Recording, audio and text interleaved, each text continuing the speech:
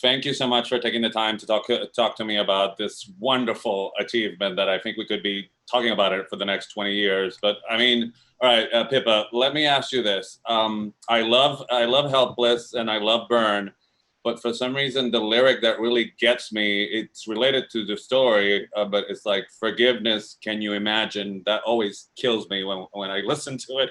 Do you have a particular number or lyric that has stayed with you, or did that always change when you remember what you did for the show?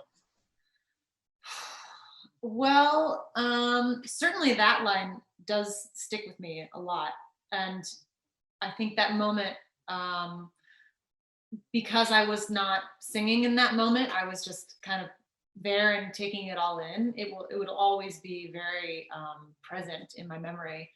But um, I think just watching Leslie sing "Wait for It," Oh, that whole song. I mean, it is a masterpiece the way he does it.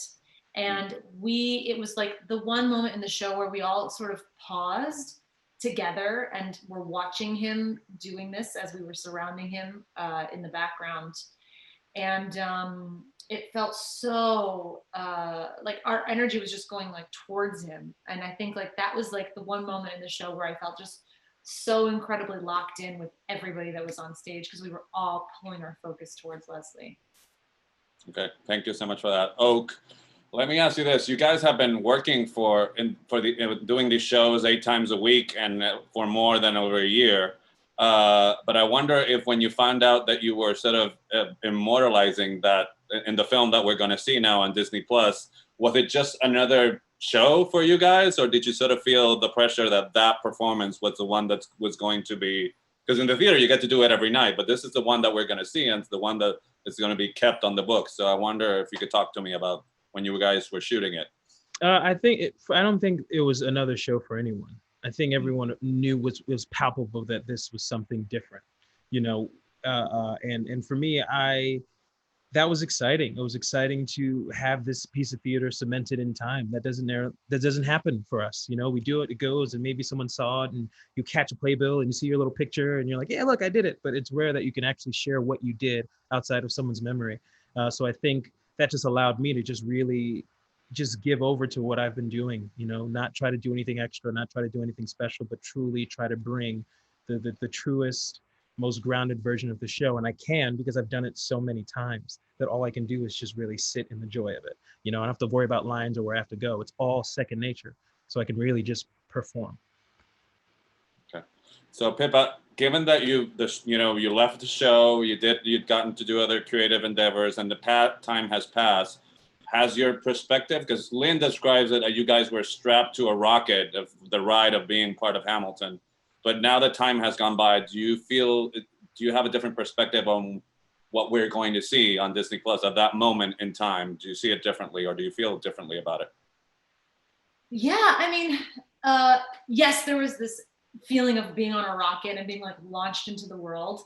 But at the same time, like at that moment, we were so connected with each other and with our performances and the story that we had been telling. It's the only way I can describe it is like a tree with like very deep roots. Like there's this beautiful tree, like, yes, you see it, but underneath, there's like all of this work that has been done that we've crafted, and it's sturdy and really strong. So like yes, like it felt like head in the clouds, but also it was like very grounding and very deep, that experience. Thanks. So my last question, Oak. Let's gush about your director, because not everybody like gets to put on a theatrical spectacle like this, and also able to capture it cinematically. So why do you think that nobody but Thomas could sort of do this, and we didn't have to reach for anybody else? If you could please tell me about him. I think it's many things. I think it's Tommy's mind, and then Tommy had a team of people who trusted his mind. I think there are a lot of times there are many directors and someone who's been on the other side who have a vision, and there's so much they're battling against. They have to pitch it, they have to convince people. But I think what was fortunate for all of us was that Tommy had people who said go and do and let him truly do it the way that he could do it best. And I think we all benefited from it. I think his experiences led to him being able to capture it, knowing us, knowing the show, knowing how the theater world works, and knowing how the film and TV world works.